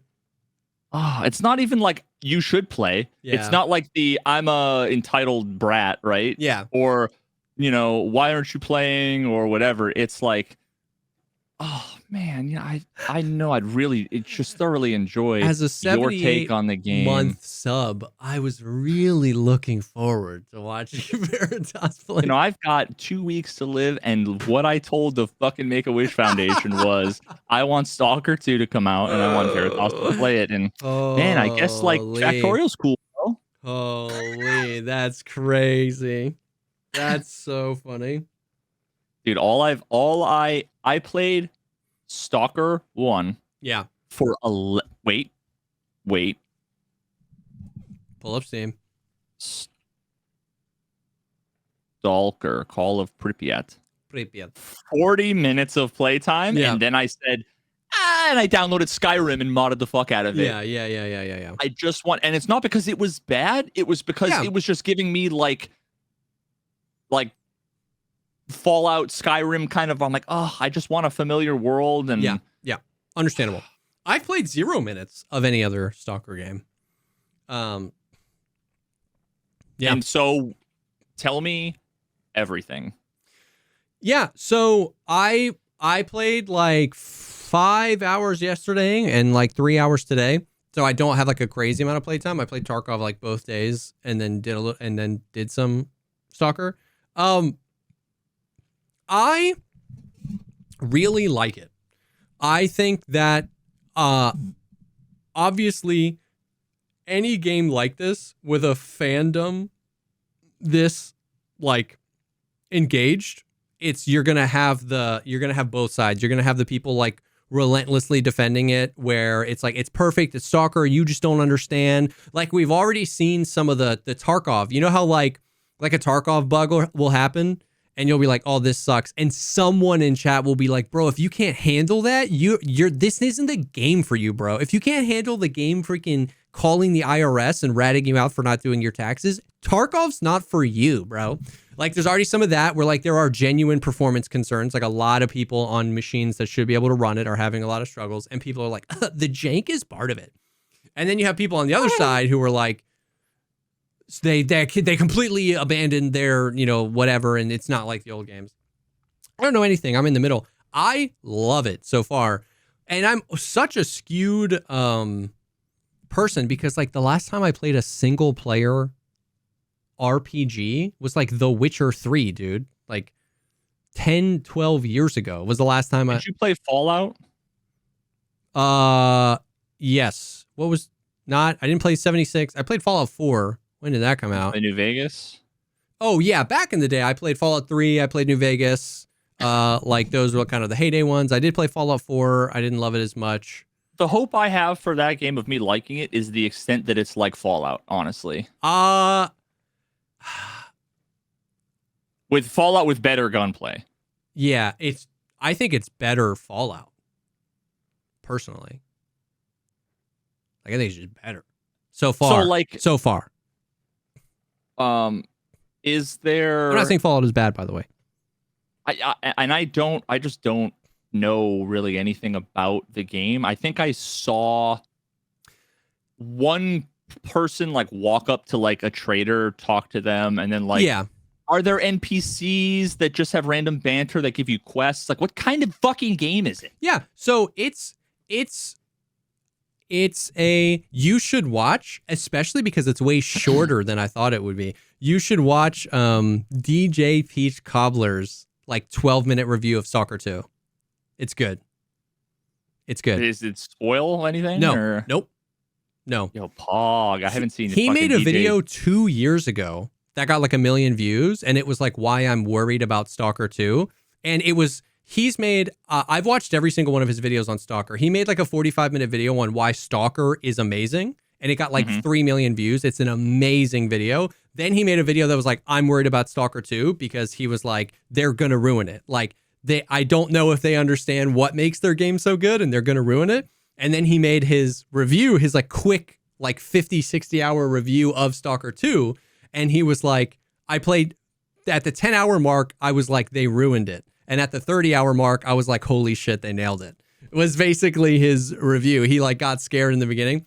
And so all of his content on Stalker is great. It's so funny. In his Stalker 2 review, he talks about how he was like, if I describe what this game is to you, you're going to hate it already because it's an open world, post-apocalyptic, survival RPG with crafting or whatever. He's like the descriptions of this game is like if you just leave a bottle of Mountain Dew out in the hot sun, a game like this emerges because it just became the de facto template. He showed footage from like Anthem and Far Cry 7, all these games that like flopped commercially.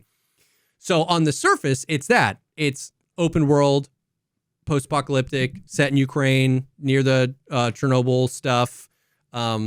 But what makes basically a great example of like a great like analog is you might not have seen these shows, but I don't know. It's like generic fantasy TV show on like frickin' the Hallmark Channel versus Game of Thrones.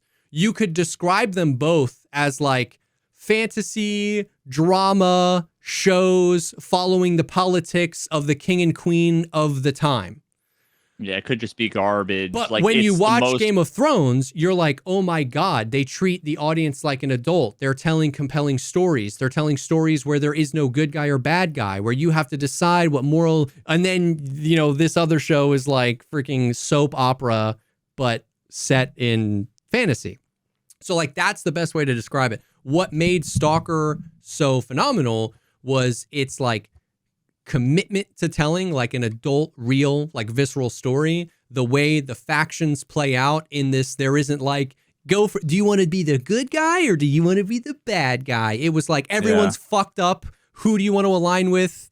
You know what I mean? And it was just like atmospheric and vibes, and it's got a little bit of the cosmic horror in there because you got the bloodsuckers and the mutants that came out of the anomalies, and it was just a commitment to like its aesthetic and story, which is what made the game so good back in 07. And this, so knowing that, but have never played any of the games, I got that vibe immediately. Like, this is like the opposite of an asset flip, like an Unreal Engine 5 asset flip. It feels like it looks gorgeous. The aesthetic of everything is just super vibes. The sound design and score are like 10 out of 10. Just like the random, like literally, I would have missed, like I was walking down a road because I was like trying to get to where I was want to go. And I would have missed it because it was dark if I hadn't heard it. And it was like just the moonlight and you hear just and I look over and there's this anomaly and it just contracts, or it just like expands out, this just like bend in space time, and everything around it in the environment reacts to it and gets crushed. And then it just goes and it just like turns back into this amorphous ball. And I turn and all I have is the moonlight and like the reflections off like the aluminum of the cars illuminating it. And you see the water ripple away as it expands. And I was like, holy shit. Like it was just, and I didn't even go do anything with it. It wasn't like there to be like, there's a side quest over here. It was just like, what happened over there? You know what I mean? So it's that reminded me of Dark. Yes. What you just described a little bit. It's kind of got like dark vibes, like a little bit. I want to watch Dark again. So it's been fun so far. Also, it's hard. Like it's not like you're not giga powerful. Like everything's expensive. It's kind of hard to make money. Like you're making decisions on like I'm 8 hours in and I finally got an optic. You know what I mean? And it feels good because of that. You know what I mean? Like, yeah. And so it's like, it rides the line between like tedious and annoying and you being just like a god and super powerful. It's just like the world is out to kill you. I've died a bunch of times. It's vibes. Now, once again, if you're an avid, if you've played every amazingly well-written single player adventure game in the past, 10 years, you might be like, yeah, it's nothing special. But as someone that hasn't in a really long time, it's been really cool. And the story based on DJ Peach Cobbler and many others' review just gets like way better and more like fucked up and intense and cool. So it's been kind of like a welcome change of pace.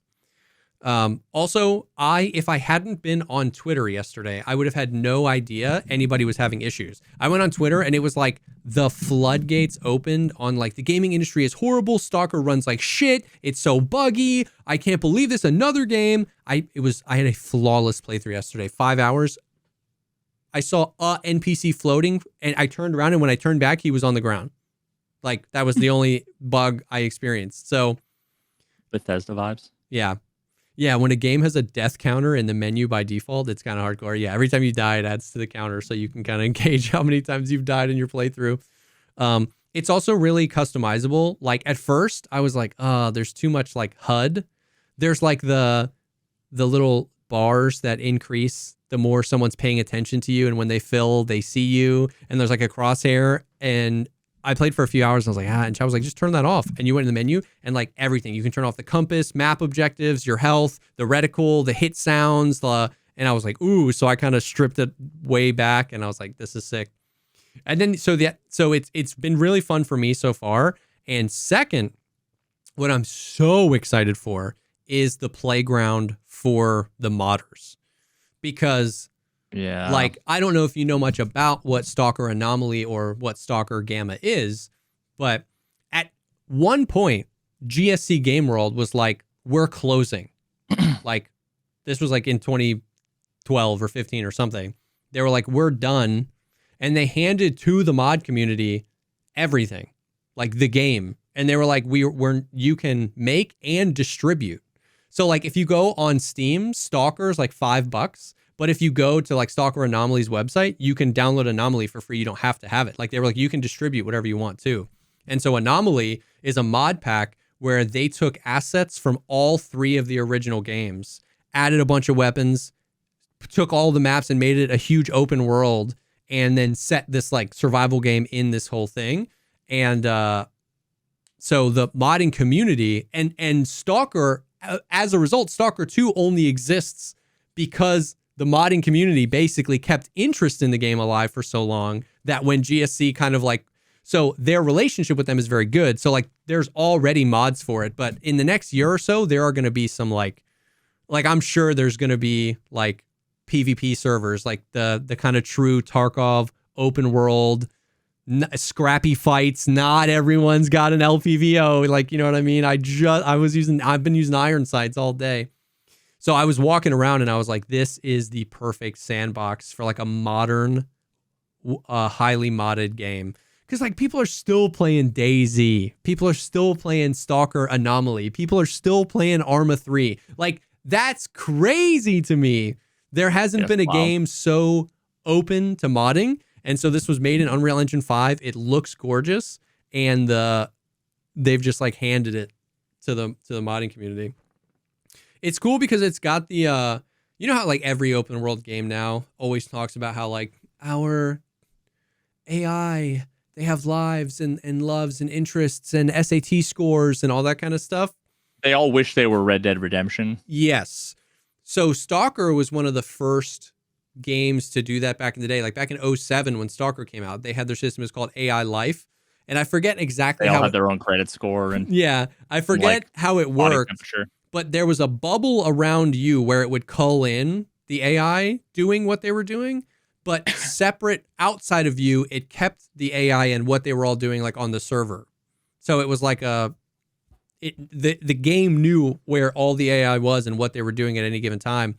And so like I was walking out on a road and I saw a campfire and I walked up to it and it said interact. And so I sat and interacted with it. And so I just sat and I was like, this is perfect. I was like, chat, I got to go pee. I'll be back real quick. I come back in the room and a bloodsucker is just mauling me to death and he kills me. And I was like, oh shoot. Chat was like, yeah, you should have paused the game. I was like, oh damn. I load up the save. I go back and this time there's 3 people by the fire.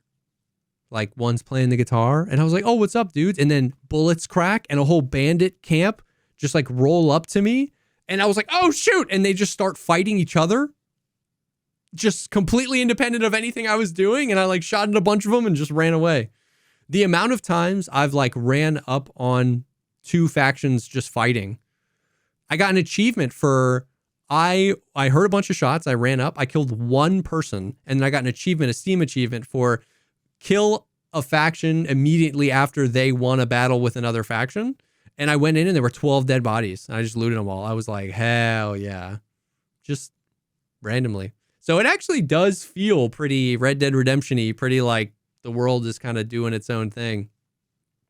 Interesting. Although that seems like, is it like randomized? Like, or were those like scripted events or like? No, I think the AI have patrols and factions have alignments. So is there some amount of randomization so that like 2 patrols might interact? Yeah, they might not. Yeah, like they might the circles interact, place. And sometimes the decision making, the AI walk where those interact, and sometimes they don't. Sometimes they stay near home base, and you just like, you never know. Yeah, the story, the narrative stuff is scripted. Everything else is random.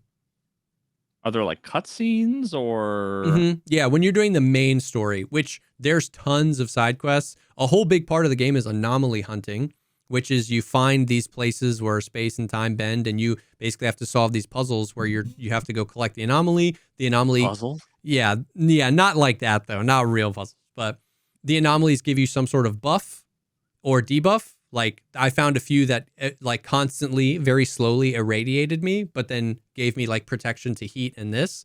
And so But you could go. you can, spider yeah, shit would come.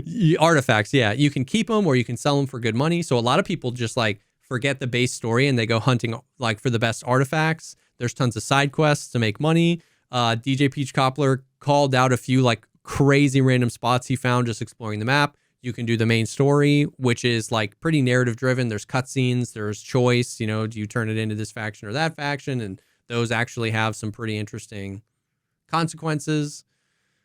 It's a vibe. It's a vibe. I don't think it's like the best game I've ever played in my life. You should stop your Factorio grind. But I think at some point, like because of some of the previous games you've enjoyed in that realm, maybe you like a la Red Dead Redemption, you probably enjoy it at some point. Once again, I don't think it's like this is the best game ever made. It's just got a really cool vibe, a really cool aesthetic. It's telling, you know, a pretty somber adult kind of like themes and vibes, and so it's just like it's cool. It's really cool. Yeah, I definitely, I know I'm going to give it a try at some point. Yeah. I just, yeah. Have it's no not worth interest in- 911. Like, especially since you might be one of the people that have a ton of performance issues. Like, you know what I mean? Right now, like, oh yeah, my PC is 850 years old. yeah. So it's one of those things where, waiting for it, and then maybe some like mods will come out and there'll be some cool experiences. So, but yeah, it's pretty fun. And it's just crazy, like hearing about what they went through. Cause like 2018, they like announced the game, they started working on it and they were like, oh, we'll release it in 2020. And then the pandemic happens. And so now they're all like split up and working from home. So then they postponed it. They're like, oh, we'll release it in 2022. And they're all in Ukraine, in Kiev. And then that shit went down. So then they were like, oh, fuck. So it's just the fact that it got out the door is crazy. So it's pretty sick. Pretty sick. I'm looking forward to it. Yeah, I'll have to watch DJ Peach Cobbler's video. It's been too long since I've seen it. Dude, I went to YouTube and what's the name of the video? I have to DJ Peach Cobby Wobby. The name of the video is A Stalker 2 Review by a Certified Hater. And I saw that and I was like, it's been so long since I've seen DJ Peach Cobbler video. I was like, I have to watch it. God, I love that man. He's got so good, bro. It takes balls. It takes such balls to like basically lie in a way that wouldn't, I don't want to say wouldn't help him. Yeah. But like, I'm assuming the whole point of it was like, I was a hater. Yeah, I was or like worried. I've been called a hater. It's like ironic. Yes. Which is like, you have to know, like I would think that that's a great title, but then I would be like too stressed. Yeah, that people would see it and go, oh, I'm not gonna fucking watch this if the guy's a hater. You know what I mean? Yeah. So it's like, but he just doesn't fucking care, dude. No.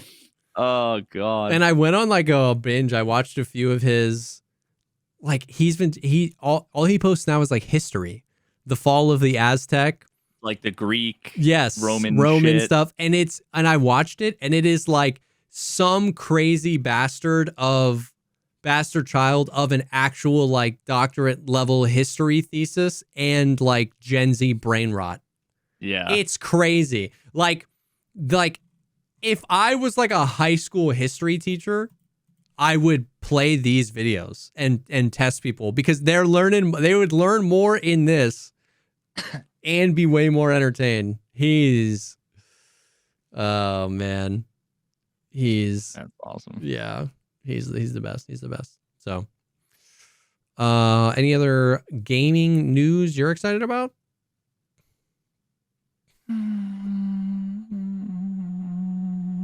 I don't think so, man. I'm Yeah. like a one-track mind at the moment. I feel like, that. That's fair. You know, That feels good to be there. Like, it feels good to just be like, I'm just so invested in this. Like, I'm searching. Just like it feels good to be full-blown heroin addicts. Sometimes I imagine it would feel good. Yeah, I don't know. I'm just assuming that it just must always feel good. I'm sure there's. I don't think. I mean, I don't know, like why. I don't think it always feels good. I feel like always. I feel like there's really no downsides. Yeah, there's really nothing wrong with being addicted to hard drugs. Said no one ever, kids. Said no one ever. And GTA, obviously. Man. I mean, GTA with the fucking like drunk physics. Yeah. The Euphoria engine or whatever the fuck. Is that real? I don't know. I've never played GTA. I'm sorry. Oh my god, I forgot your fucking creep, dude. With Euphoria engine. So you never played Final Fantasy. I don't think that's because I'm not a weeb. I don't think that's as bad, but I think that's pretty bad. Yeah, it's maybe. Definitely not as bad. But yeah, but at least I recognize it. But here's the thing: it's like too late. It's too late. It's not too late to go play GTA. No, it definitely is. No, it's not. And you won't play GTA fucking 6. I probably will, actually. You better. I will because I have to. I'm just like in the video game culture now. You know what I mean? I'm going to be asked 783,000 times if I'm going to play GTA. So I'll probably play it. Yeah, like they have Euphoria physics. I think it was an engine. Yeah, GTA Wiki engine. Yeah, it's the game physics engine and animation software developed and created by Natural Motion based on dynamic motion synthesis. It allows characters and even players to perform enhanced animated movements more naturally and interactively by using on-the-fly programming animation. So, like, when you're, like, drunk and you just, like, you can, like, pull the trigger and it'll just be like, poof, like, no matter where the gun is pointing. That's cool, yeah. If you fall over, like, because you could, if you just, like, sprint towards, like, a car, and you hit the bumper, you'll just like fall over the thing. And if you hit mouse 1, it'll be like, poof, poof, yeah, like that's the gun is in actually your hand, like, so great. That's so funny. And when you're hammered, you press W and it's like left. That's right, actually like, so sick. Yeah, it's genuinely most like games just hard. like bend the frame, but all your controls are the same. That's cool. Oh yeah, it's literally like trying to like grab something that like you can't grab, like using the drunk goggles. Did you ever wear those in like high school? Did they ever have those? I can't remember. I feel like they were. Yeah, they made the rounds in high school, but I don't remember. Yeah. Dude, that's so true. GTA's not launching a PC at launch. GTA 6, and I don't have a console. Like, am I gonna buy a PS5 for GTA? I don't know. Maybe I will. I don't know, dude. I don't know. Yeah, I'm excited for GTA. Genuinely, I'm excited for GTA in the same way I'm excited for Stalker. Like, I'll play it. Like, I probably won't put 200 hours into Stalker 2 story. I could, and in another life I would, but I just don't know that I'll stream 200 hours of it, and I'm not gaming on stream. But I'm excited for the modding because I genuinely think there's some experiences in Stalker 2 from the modding community that will be like multiplayer, like right up the alley of my vibe. That'll be perfect. And I'm excited for GTA 6 similar to that. Like the fact that the modding community and the RP servers have kept GTA 5 propped up since the PlayStation 3 means, and seeing what Rockstar did with Red Dead 2. The fact that that game was that technologically like exquisite, and that came out how many years ago? 4 years ago? And so GTA 6, I'm excited for that cross-pollinization. I don't know if that's a word, where like Rockstar is just like in their heyday in the 21st century, just like making crazy looking video games. And with GTA have been really supportive of like private servers and modding. I'm super excited to see what kind of experiences come out of that eventually. Yeah. Yeah. We'll see. I'm when did GTA when it's on fucking 5 release? It was like 10 years ago, dude. September 17th, 2013. Holy shit. I'd only been married for 2 years at that point. I mean, I was 25. Oh my god. That's... I did turn 36 last weekend. 36. Oh, You know what? My lucky number. Happy birthday. 36. Thank you. Yeah. So, I'm hoping this year is a good year. Gray ball hair is coming for you. Yeah. Yeah. Silver Fox on the way, boy. Silver Fox. That is crazy. 2013. Well, in that case, that is kind of the stuff. Thank you guys so much for hanging and talking about all these cool gamer things with us. We appreciate you being here. If you want more content like this, you can head to patreon.com/pog, the Pogcast pod, or click the link in the description, where you can get early ad-free access to these episodes if you missed part of it, and an additional episode every week only for the patrons, and it gets buck wild over there. Maximum of one episode. A maximum of one extra episode. You can get up to one additional episode. We promise that we will consider all kinds of crazy, awesome content. We have the concepts of a plan of a crazy Patreon. But thank you guys for hanging. Thank you for being here. Thank you to Chubbies and Turtle Beach for sponsoring this episode. You guys are the best, and we will definitely see y'all on the next one. Wear a helmet.